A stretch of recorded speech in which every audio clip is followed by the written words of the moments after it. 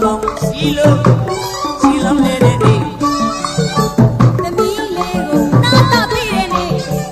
လူပြိုလေးတွေကလည်းဆိုဖို့စားတဲ့တွေ့ဖို့တိတ်ချိုးတဲ့နေပြိုလေးတွေများလေတကွက်ချမ်းလေးနဲ့တအားလာတဲ့နေ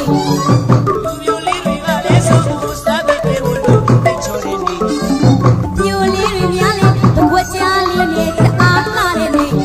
ဘုံတော်ငိုင်လေးပို့လာတဲ့နေစွတ်တိတ်တန်လေးပြည့်တဲ့နေဘုံတော်ငိုင်လေးပို့လာတဲ့